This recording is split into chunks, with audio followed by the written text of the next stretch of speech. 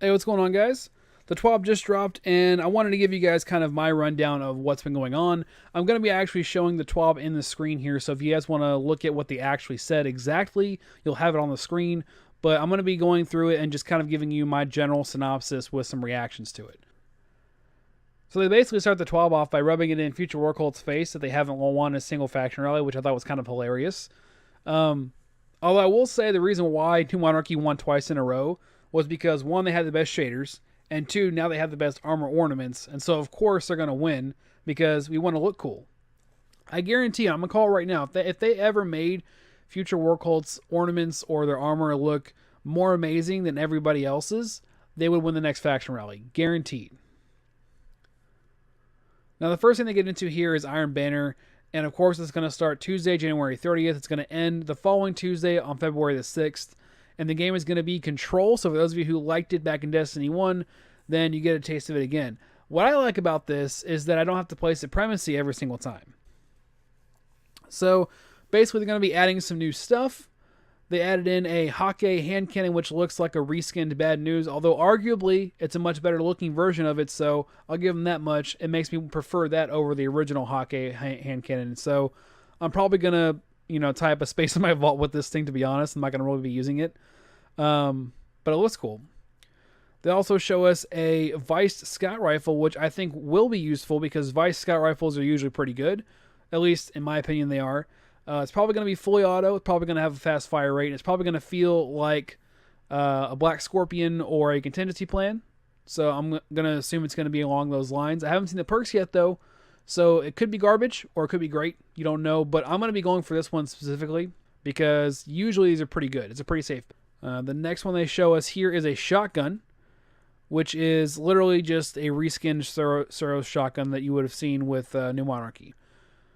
And they also show us a Sparrow, a Ghost, and an emblem. Now, arguably, the emblem is probably the best looking thing of this entire bunch. It's a new one, and it's supposed to track your lifetime rank ups, which I think is good. It's nice. I would have liked more unique stuff, but I guess it's kind of short notice at this point because they've already done all this stuff previously. And the only thing that's not showing here, obviously, is the ship, which they're going to put in the loot pool and let us kind of find it for ourselves. And they also go on to mention that you can directly purchase things from Lord Saladin this week and then also in the future events to come. It looks similar to the faction rallies where you have the entire set of armor that you can buy. Below that is the entire set of ornaments. And the very bottom here you can buy any of the 3 weapons that they're going to have each event. So each event you're going to be able to buy 3 weapons, and I'm thinking it's going to be rotating each time. So if this picture is correct, which it usually is whenever they post these, it's going to be the hand cannon, the scout rifle, and the shotgun. So all the new stuff. And they go on to show us the ornaments that are all available and what they look like all together, which I think, to be honest, I feel like Warlocks kind of got screwed over because it doesn't look all that awesome. I mean, it looks nice, sort of, but that whole sideways blade looking shit, that doesn't appeal to me. Maybe you like it. I don't know. I just don't. I'm more partial to Titans. I kind of wish they didn't have that little sash thing in between them like that, or on the diagonally across the chest. I don't know why that was even there. I would have liked the plate to just kind of be unobstructed, and then possibly having this thing from the Hunter on the Titan's head, or like a variant of it that was like bigger and thicker. You know what I mean? Next up is Masterwork armor. Not really that much to look at here as far as things that are new and different. We already kind of heard this was going to be coming, and the rules are sort of similar. Except in this case, the benefits are that each armor piece grants you 3% damage resistance while using a super, and you can stack that all through your armor, giving you about 15% of a damage resist in your super, which is nice. I don't know how much that's going to really affect the gameplay. We're going to see that when it comes out, obviously. But you can essentially rework your stat package. So if you see here this little intrinsic perk, like you have like mobile armor, you have survivalist armor, that kind of shit. This is going to change that, which brings in new perks that will be similar to what you'd see on other armor for that subclass, or for that class. So what they're showing here is Iron Banner gauntlets for the Hunter, and I'm not really seeing a change in the perks, though. I'm just seeing a change in the package. Let's see what they say down here. Down here they actually mentioned that there is a UI bug that lets you think that it's reworking it, but it actually doesn't. And in this case, the bug doesn't actually even perform the task or use your materials, which I guess is nice that it doesn't burn your materials. But they're letting us know, which is good. I'm glad they're actually communicating with us that beforehand instead of letting us figure it out and then bitch about it on the forums. So be on the lookout for that. Apparently, it's if you try to do it too fast. I'm not sure the variables or the caveats there, if it's like in succession where you have like 5 or 6 in a row, or if you're trying to do the same one over and over again, like when you used to reroll stuff back in year 1 of D1. Next up is raid rewards and the changes that are going to come with that. They actually have one of their senior designers, Daniel, I think his name is Akinpaw. I think that's how you say his name. What they're going to do is they're going to add in new raid-specific perks as mods. So instead of having normal mods where you'd have to consume it and then possibly use a blue mod if you run out of legendary mods, these are going to function a little bit more like ornaments. So you can have things like what they show here is Emperor's Blaze. I'm not sure if they're all the same like this. What they're showing here is all the elemental versions of this.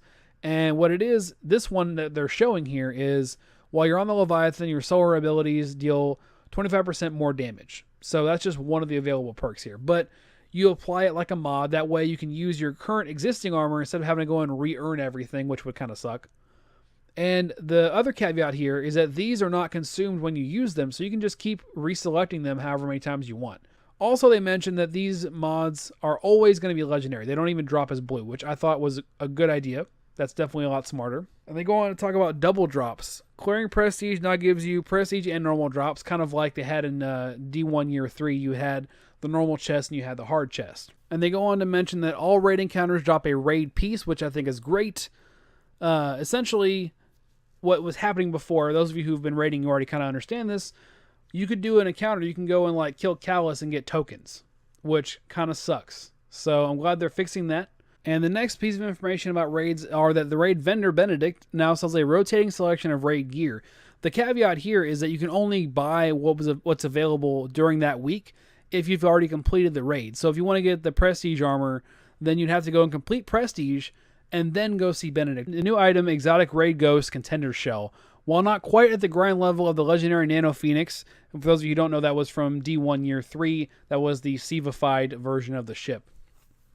We felt like we needed to add a chase item to the raid pool to make coming back still have a reward potential each week. Enter the Contender Shell.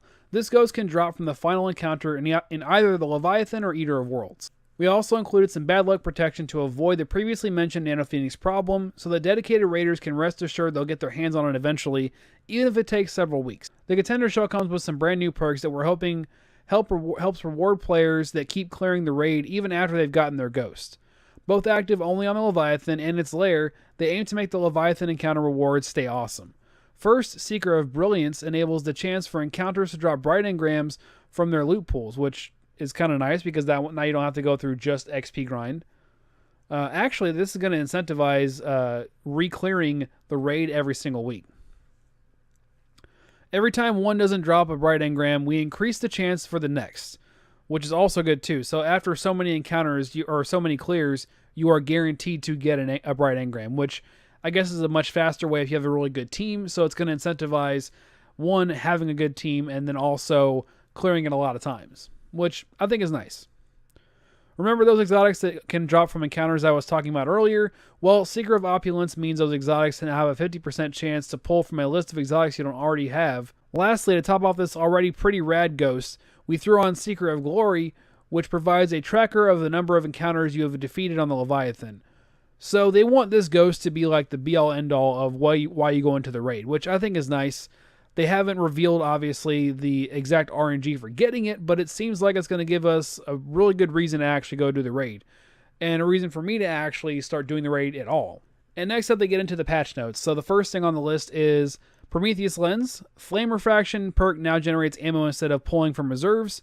Increased base damage, so Prometheus Lens is going to get actually a buff now.